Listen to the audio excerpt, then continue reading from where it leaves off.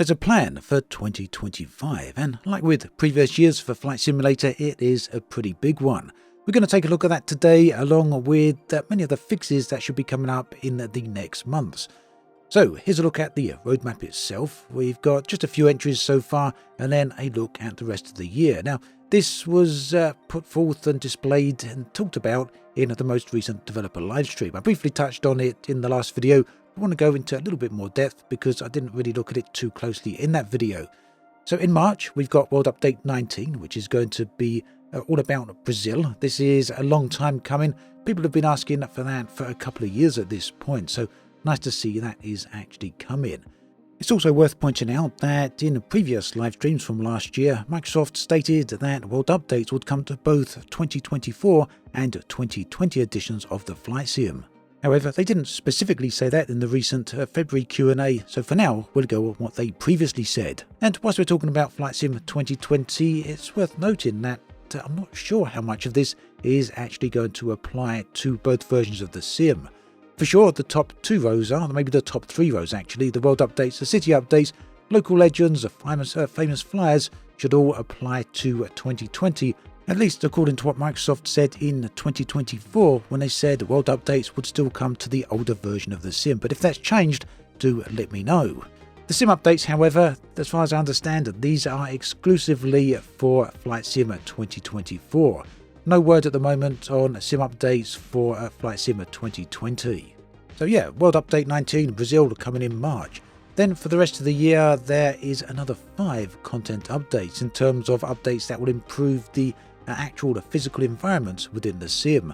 So that starts with the City Update, City Update 10.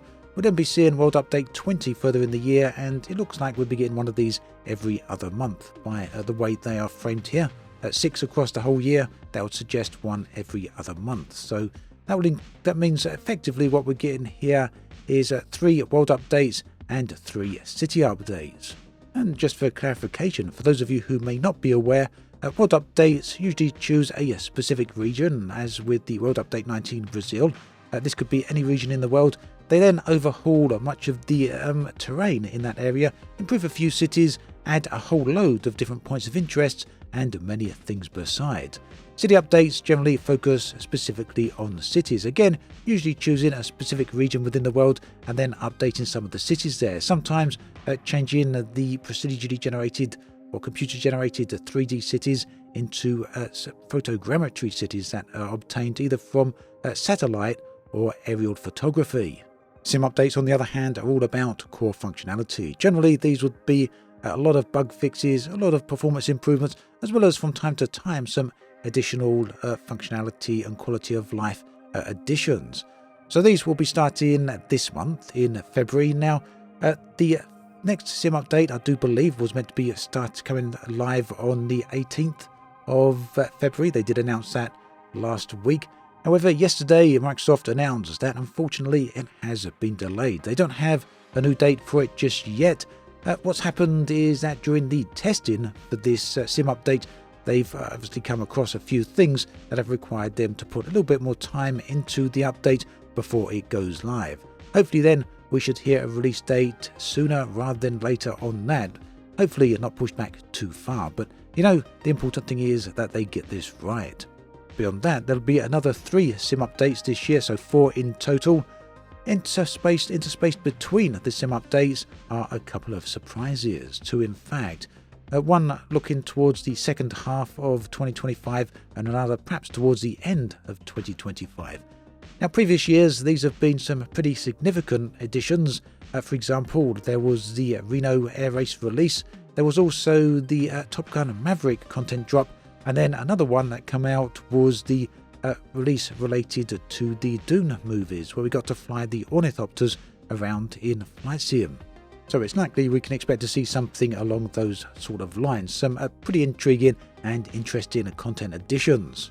In case you're wondering, the local legends editions and the famous flyers are normally planes that are released alongside some of the other content. They may get slightly different release windows this year, I'm not sure.